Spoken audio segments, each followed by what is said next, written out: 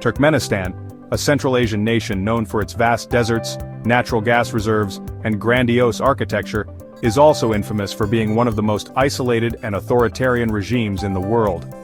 Since gaining independence from the Soviet Union in 1991, the country has been ruled by two leaders, both of whom have maintained an iron grip on power. This script explores the origins, characteristics, and consequences of Turkmenistan's dictatorship. After the collapse of the Soviet Union, Turkmenistan, like many former Soviet republics, transitioned into an independent state. However, instead of embracing democracy, the country quickly became a dictatorship under its first president, Sapar Murat Niyazov. A former Communist Party leader, Niyazov declared himself Turkmenbashi, or Father of all Turkmen, and established a cult of personality rivaling even that of North Korea's leadership. Niyazov controlled all aspects of political and social life. He banned opposition parties, suppressed dissent, and installed his image in public spaces, books, and even the national currency. His self-authored book, the Runama, was made compulsory reading in schools, workplaces, and even mosques. He renamed cities, months of the year, and even days of the week after himself and his family. Under Niyazov, Turkmenistan adopted some of the most bizarre and restrictive policies. He banned beards, gold teeth, opera, and ballet, claiming they were unnecessary. He also shut down rural hospitals, stating that citizens should travel to the capital, Ashgabat, for medical treatment. His policies led to severe international isolation. While other former Soviet republics sought to engage with the global community, Turkmenistan pursued a policy of strict neutrality, staying away from international alliances while maintaining a heavily censored domestic environment. Following Niyazov's death in 2006, Gurbanguly Berdimuhamedov took power.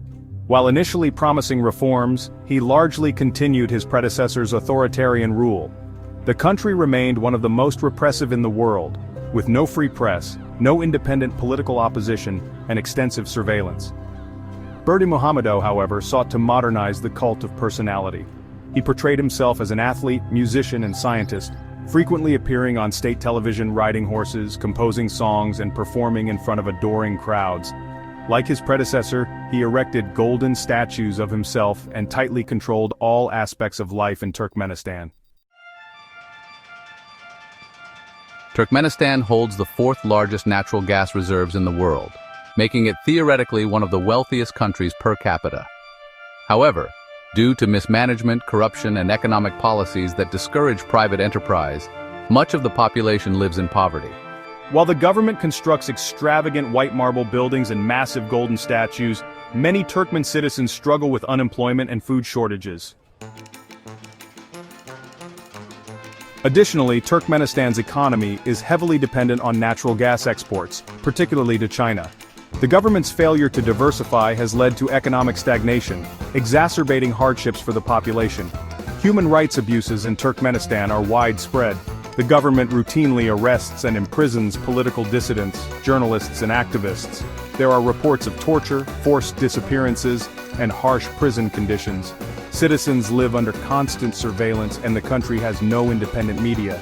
Internet access is severely restricted, with most social media platforms and news websites blocked. International organizations including Human Rights Watch and Amnesty International have consistently ranked Turkmenistan as one of the least free nations in the world. The country frequently appears at the bottom of global rankings for press freedom and political rights.